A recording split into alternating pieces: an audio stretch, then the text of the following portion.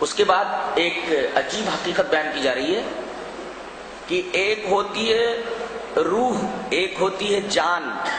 روح اور جان میں فرق ہوتا ہے، دونوں میں فرق ہے۔ ایک ہے روح اور ایک ہے جان۔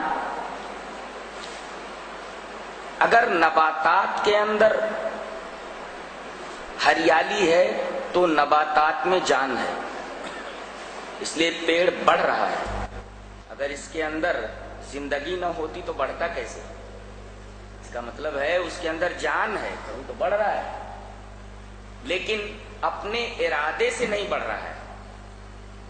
تو یہ روح نباتی ہے، بڑھ رہا ہے مگر اس بڑھنے میں اس کا ارادہ شامل نہیں ہے۔ یہ روح نباتی ہے جس کو ہم کہتے ہیں نباتات کے اندر بھی جان ہوتی ہے، اور ایک روح ہوتی ہے حیوان کے اندر، پرندوں کے اندر، درندوں کے اندر، چرندوں کے اندر، گدھے کے اندر، بیل کے اندر، کتے کے اندر جان ہوتی ہے۔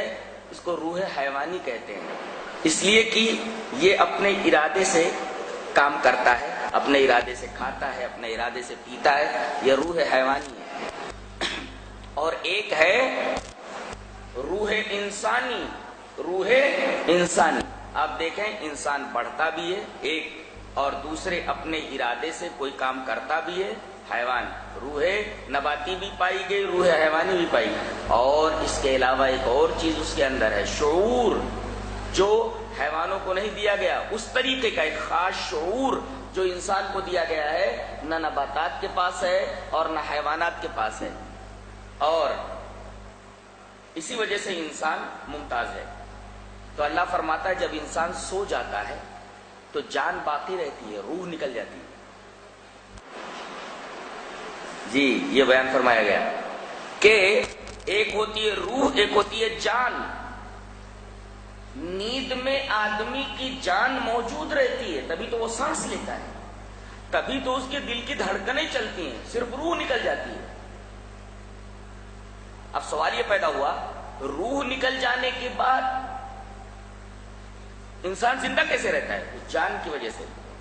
اور روح کا رابطہ، جیسا کہ حضرت علی رضی اللہ تعالیٰ عنہ کی تشریح ہے کہ روح جب خواب میں نکلتی ہے تو اس کا تعلق برابر بدن سے رہتا ہے، جیسے سورج کی کرنیں زمین پر آتی ہیں لیکن ان کرنوں کا برابر تعلق سورج سے رہتا ہے، ایسے ہی روح جب نکلتی ہے تو اس کا تعلق برابر بدن سے رہتا ہے۔ اب اللہ تبارک و تعالیٰ کو کسی کو موت دینا ہوتا ہے تو روح وہیں روک لیتا ہے، آدمی مر جاتا ہے، آدمی مر جاتا ہے۔ کبھی کبھی ایسا ہوتا ہے کہ روح اور جان دونوں ایک ساتھ نکلتی ہے تو تکلیف بہت زیادہ ہوتی ہے، اور کبھی جان پہلے نکل جاتی ہے روح بعد میں نکلتی ہے، کبھی روح پہلے نکل جاتی ہے جان بعد میں نکلتی ہے۔ یہ ترتیب ہے، اس کو ذہن میں رکھا جائے۔ روح اور جان جب دونوں ایک ساتھ نکلتی ہے تو زیادہ تکلیف ہوتی ہے، اور کبھی ایسا ہوتا ہے کہ روح پہلے نکل جاتی ہے جان بعد میں نکلتی ہے، اور کبھی ایسا ہوتا ہے کہ جان پہلے نکل جاتی ہے روح بعد میں نکل جاتی ہے۔ کہتے نہیں ہے ای جی کرانے کے بعد معلوم یہ ہوتا ہے کہ انسان کے مرنے کے بعد کم سے کم 3 منٹ تک اس کا دماغ زندہ رہتا ہے۔ تو یہ ساری چیزیں اس بات کی دلیل ہیں کہ ایک روح حیوانی ہے، روح انسانی ہے، اور ایک ہے جان۔